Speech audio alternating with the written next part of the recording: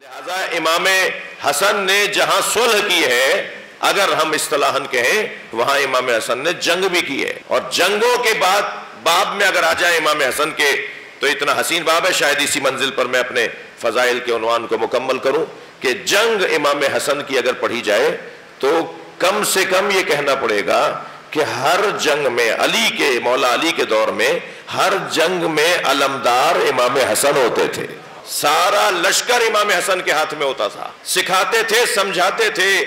بتاتے تھے کہ کیسے جنگ لڑی جائے گی۔ خاص طور پر ایک جنگ میں حضرت نے فرمایا محمد حنفیہ کو بلایا جائے، بیٹے کو بلا کے کہا جاؤ جا کے اس اونٹنی کے گھٹنے کاٹ کے آ جاؤ تاکہ ہودج گرے، تاکہ جنگ ٹھنڈی پڑے، اور جب میدان میں جاؤ تو ان تین باتوں کو اپنے ذہن میں رکھنا۔ سب سے پہلا اصول، اور اب میں اپنے طرف سے کہہ رہا ہوں کہ یہ جو تین اصول مولا علی نے بیان فرمائے یہ ہر میدان کے ہیں، صرف میدان جنگ کے نہیں ہیں، لہٰذا بچے جوان اسے اپنی زندگی کا دستور بنا لیں، ہر شخص اسے اپنی زندگی کا دستور بنا لے جو مولا علی نے بتایا ہے۔ فرماتے ہیں تین باتوں کا خیال رکھنا میدان میں جاتے ہوئے۔ محمد حنفی اپنے بیٹے کو بھیج رہے ہیں، سب سے پہلا اصول یہ کہ قد قدمیک تزول الجبال ولا تزل، اپنے پیروں کو زمین میں ایسے گاڑ لینا کہ پہاڑ تمہارے سامنے سے ہٹ جائیں مگر تم نہ ہٹنے پاؤ۔ مقابلہ، استقامت، میدان میں ڈٹنا، بھاگنا نہیں ہے، طے کر کے جاؤ کہ واپس آنا ہی نہیں ہے جب تک ہدف پورا نہ ہو جائے، جب تک مقصد پورا نہ کر لوں، جب تک جس کام پہ جا رہا ہوں وہ میں کام حاصل نہ کر لوں، اس وقت تک مجھے میدان چھوڑ کے نہیں آنا۔ فرماتے ہیں دوسرا اصول انظر الی اقصی القوم،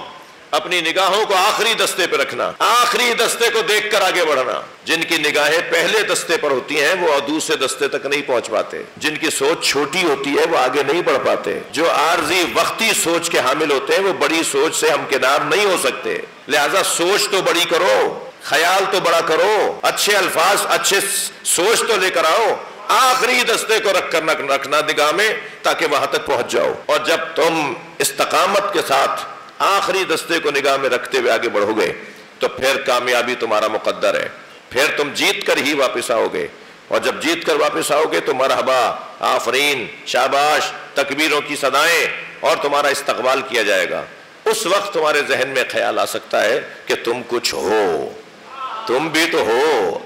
تو مولا نے فوراً فرمایا اب تیسرا اصول اپنے ذہن میں بٹھا لینا، وَاعْلَمُوا أَنَّ النَّصْرَ مِنَ اللَّهِ، جان لو کہ کامیابی اللہ نے دی ہے، تم نے کچھ نہیں کیا۔ محمد حنفیہ روانہ ہوئے، میدان میں جا رہے تھے تیزی سے گھوڑا دوڑاتے ہوئے کہ تیروں کی بارش ہونے لگی دشمن کی طرف سے، گھوڑے کی رفتار کند ہوئی، سست ہوئی، دشمن نے تیر اور بڑھا دیے، گھوڑا اور کمزور پڑا، دشمن نے تیر اور بڑھا دیے، گھوڑا الٹے پیر، انہوں نے گھوڑے کو پیچھے کیا، الٹے پیر ہونے لگے، تو پیچھے سے کسی نے ہاتھ رکھا پشت پہ، حضرت محمد حنفیہ کے، مڑ کے دیکھا تو امام حسن کھڑے تھے۔ فرمایا بھائی یہ ڈھال مجھے دو،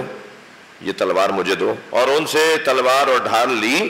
اور میدان میں چلے گئے بلا تشبیہ، برق کی مانند۔ توجہ چاہوں گا بھائی، میں آپ امام حسن کی جنگ تو نہیں پڑھ رہا لیکن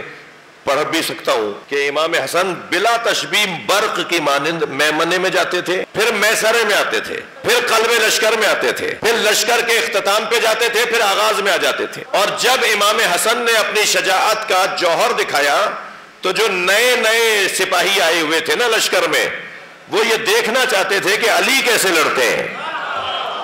آپس میں کہنے لگے جیسے یہ لڑ رہا ہے علی بھی ایسے ہی لڑتے ہیں۔ تو اپنے گھوڑوں کی پشتوں پہ کھڑے ہو کر امام حسن کو دیکھنے لگے کہ تلوار کا وار کیسے ہوتا ہے، یہ داؤ کیسے چلاتے ہیں، یہ پیچ کیسے لگاتے ہیں، یہ کیسے ایک وقت میں چار آدمیوں کا مقابلہ کرتے ہیں، یہ چاروں سمت سے آنے والوں کو ایک وقت میں کیسے نمٹا دیتے ہیں۔ یہ سیکھنے والے بھی تھے کہیں اور مگر سیکھنا بھی چاہ رہے تھے۔ تو کچھ لوگ گھوڑے کی پشتوں پر کھڑے ہو کر امام حسن کی جنگ کو دیکھ رہے تھے، اور امام اس برق رفتاری سے میدان کے اندر اپنا کام دکھا رہے تھے، اپنے کام کو اور اپنے شجاعت کا مظاہرہ کر رہے تھے کہ کبھی کبھی امام انہیں نظر بھی نہیں آتے تھے۔ اب تاریخ کا ایک حسین جملہ ہے جو میں آپ کے حوالے کر رہا ہوں، یہ کیسے ڈھونڈے کہ حسن کہاں ہے؟ جہاں لشکر کو مزمحل ہوتا دیکھتے تھے سمجھتے تھے وہاں حسن ہے، اور اسی کیفیت میں امام پہنچے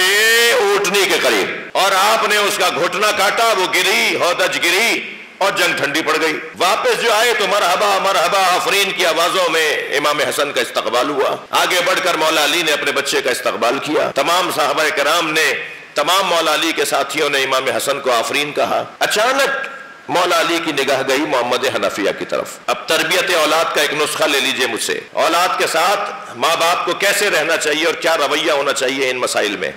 کیا دیکھا کہ محمد حنفیہ ایک کونے میں دور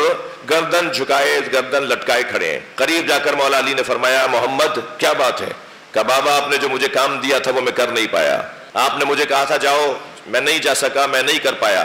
تو مولا علی نے شفقت سے محبت سے ان کی پشت پہ ہاتھ مارا، اور ہاتھ مارتے ہوئے پیار بھرا ہاتھ مارا، اور ہاتھ مارتے ہوئے فرمایا انت ابنی وہو ابن رسول اللہ، تم میرے بیٹے ہو وہ رسول اللہ کا بیٹا ہے۔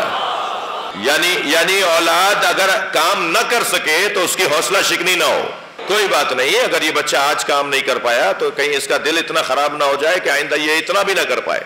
کوئی بات نہیں، بیٹا آج نہیں کر پائے کل کر لو گے، اور تم اس سے اپنا مقایسہ کیوں کر رہے ہو؟ تمہارا اس کا تو کوئی جوڑ ہی نہیں ہے، تم میرے بیٹے ہو۔ خود مولا علی کا بیٹا ہونا کم سعادت ہے کیا؟ مگر حوصلہ دے کے کہہ رہے تم میرے بیٹے ہو، وہ رسول اللہ کا بیٹا ہے، اس لیے حسن کا مقام تم سے زیادہ بلند ہے۔ وہ مولا امام حسن جنہوں نے یہ جنگ بھی کی اور پھر امت کے بقا کی خاطر صلح بھی کی، اس کی مظلومیت انفرادی ہے۔